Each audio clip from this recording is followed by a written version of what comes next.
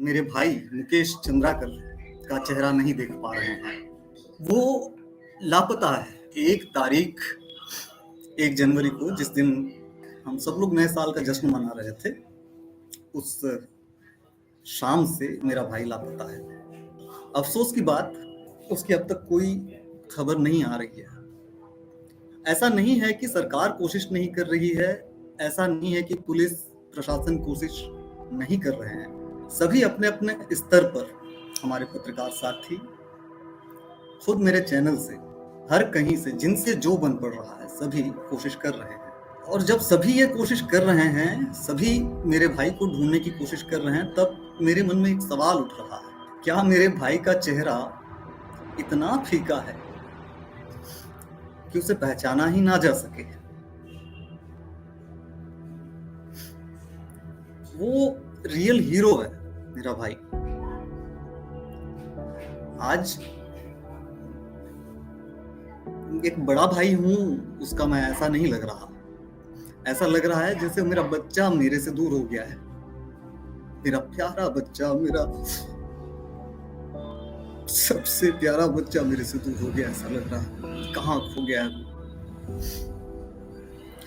Video नहीं दिखाई देगी क्योंकि मैं इस समय लैपटॉप से लाइव कर रहा हूं और लैपटॉप के कैमरा में एक्सेस नहीं है वीडियो का।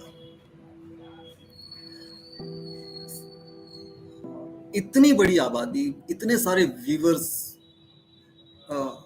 मेरे भाई के चैनल के, मेरे भाई के वीडियोस देखने वाले लाखों में हैं। कोई तो एक कहीं तो देखा होगा ना, कोई तो एक कहीं तो देखा होगा। कोई देखे हो तो कोई तो सूचित कर सकते हैं। मुझे किसी पर शक वाली बात नहीं है। मानव प्रवृत्ति है कि लाख अच्छाइयों के बावजूद हम में थोड़ी बहुत बुराइयां भी हो सकती हैं, और किसी में अगर बहुत ज्यादा बुराइयां हों तो उसमें थोड़ी बहुत अच्छाइयां भी हो सकती हैं, होती ही हैं। जिस स्तर पे मैं खड़ा हूं, उस स्तर से जीवन और मृत्यु से मुझे कोई वास्ता नहीं, लेकिन मेरे लिए मेरे भाई के जीवन का मूल्य इस समय सबसे अधिक है। ना ही मुझे इस दुनिया में कुछ पाने जैसा नजर आता है और ना ही अपने पास से कुछ खोने जैसा नजर आता था, लेकिन आज जब मेरा भाई मेरे पास नहीं है तो ऐसा लग रहा है कि मेरी दुनिया लुट गई है। मैं आप सभी से बहुत छोटी सी एक अपील कर रहा हूं। मैं भीख मांग रहा हूं आप सभी से। मैं मुकेश चंद्राकर का बड़ा भाई हूं। मैं आप सभी से भीख मांग रहा हूं। प्लीज अपने अपने स्तर पे, नहीं, यहां पर कोई पुलिस प्रशासन को परेशान ना करे, दबाव ना बनाए, कोई सरकार को बहुत परेशान ना करे, वो भी अपना काम कर ही रहे हैं। अगर माओवादी इस वीडियो को देख रहे हैं, दादा, ए दादा, अल्ले वेहता काल पे मावा मुकेश बेअत तो 1 जनवरी को गया है दादा, नहीं दिख रहा है। यहां पर पुलिस के अधिकारी, माओवादी सभी जानते हैं मैं इन सभी से प्रेम करता हूं, सभी से। मैं किसी का बुरा नहीं चाहता, मेरा भाई किसी का बुरा नहीं चाहता। अरे बोलचाल के लिए, बोलने के लिए, एक दूसरे के सामने, किसी की पीठ पीछे हम कुछ भी बोल सकते हैं। ये दुनिया थोड़ी सी जटिल है। यहाँ पर जीवन चलाने के लिए थोड़ी बहुत अदाकारी भी दिखानी पड़ती है। मेरा भाई दिल का कितना सच्चा, कितना प्यारा। अरे भैया सुनिए, मेरे भाई ने कईयों की जिंदगी बचाई, कईयों की जिंदगी बनाई, कितने लोगों की मदद की। आप मेरे भाई का ना, मेरे भाई के जीवन का पूरा, अगर मेरे भाई के जीवन को अगर आप थोड़ा पीछे पलट के देखें ना, तो आपको दिखाई देंगी चीजें। अरे माओवादियों ने क्या किया था, संतोष पुनेम नाम था, एक पत्रकार थे हमारे बीजापुर में। वो किसी सड़क का काम करवा रहे थे। जीने खाने के लिए आदमी पत्रकारिता से तो नहीं जी खा सकता।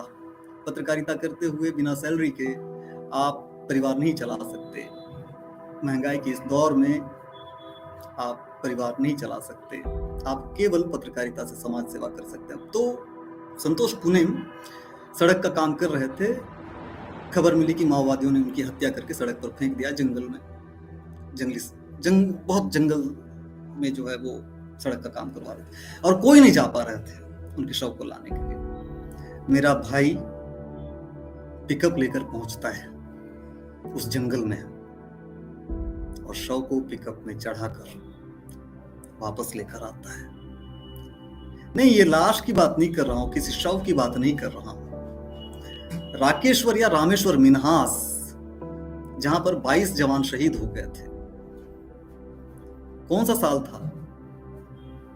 2021, 2018, 21, जहां पे 22 जवान शहीद हो गए थे। टेकुल गुड़ेम, पुवरती, जिसको हिडमा, ये हिडमा का नाम तो सभी सुने हैं। वहां से मेरे भाई ने मेरे बच्चे ने राकेश्वर मिन्हास को जिंदा वापस लाया। आप समझते हैं इसका मतलब क्या होता है? समझते होंगे, जरूर समझते होंगे। हमें अपना खुद का दुख महसूस तो होता है ना, हम इंसान हैं, हमें अपनी जिंदगी महसूस होती है ना, हमारी खुशी अपनी, हमारा दुख, हमारी पीड़ा, हमारा गुस्सा, सब कुछ तो महसूस होता है। इस समय मेरी पीड़ा को सिर्फ मैं महसूस कर सकता हूं।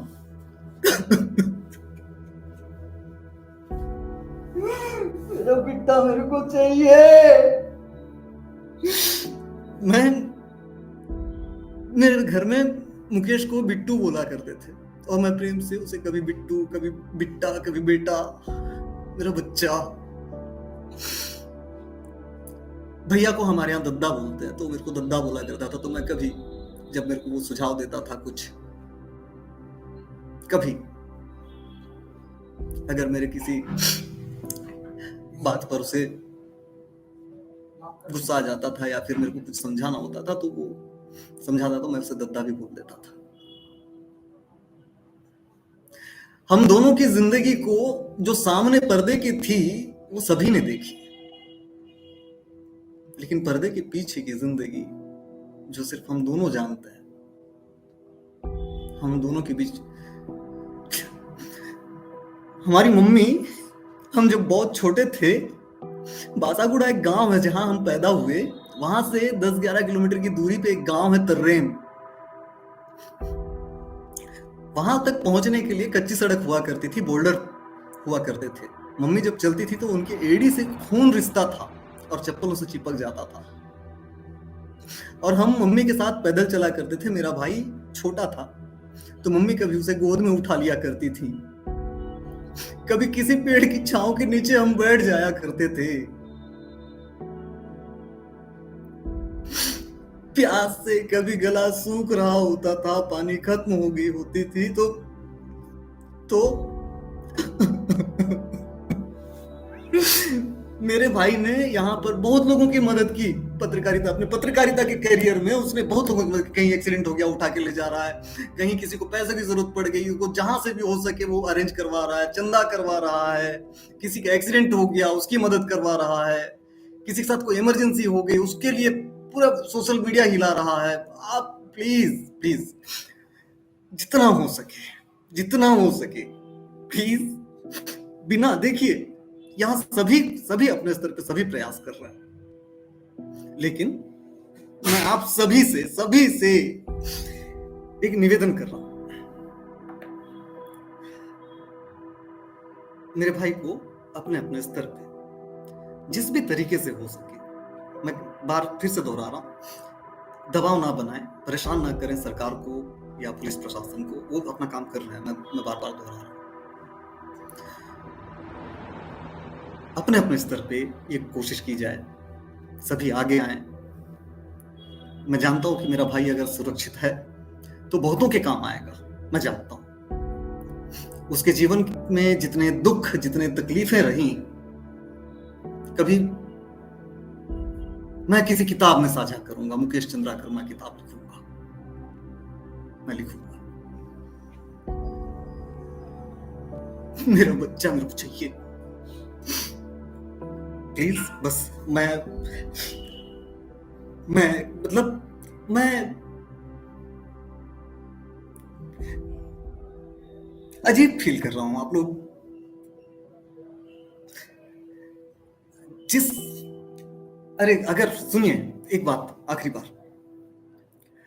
इस दुनिया में मेरे लिए मेरी जिंदगी का कोई महत्व नहीं है। ये दुनिया कचरा का घर है, कूड़ा करकट। मैं एक सच बोल दूं, मन में आ रहा है कि एक सच बोल दूं, हालांकि मन की नहीं सुननी चाहिए, लेकिन शायद बोल देना चाहिए, क्योंकि मैं एक बात जानता हूं कि कोई भी सांस आखिरी सांस हो सकती है, और कभी भी मैं भी मुकेश चंद्राकर की तरह लापता हो सकता हूं। हो सकता है, क्यों नहीं हो सकता? आप भी हो सकते हैं, क्यों नहीं हो सकते? 2025 का आगमन हुआ है। मैं पहले दिन बधाई संदेश में लिख रहा था कि सभी एक दूसरे का साथ देते चलें, कुछ अच्छा करें, और 1 जनवरी को जो है मेरा भाई लापता हो गया। हो सकता है कि मोबाइल बंद करके कहीं पर बैठा हो, तो घर आए तो मैं 2 थप्पड़ खींचूं और बाद में उसकी हिकड़ी निकालूं, मैं जो भी है। लेकिन अगर ऐसा नहीं है, कुछ और है, तो कहीं पर वो दिखाई दे किसी को, तो प्लीज सूचित करिए, अपने इसमें कोशिश करिए। बस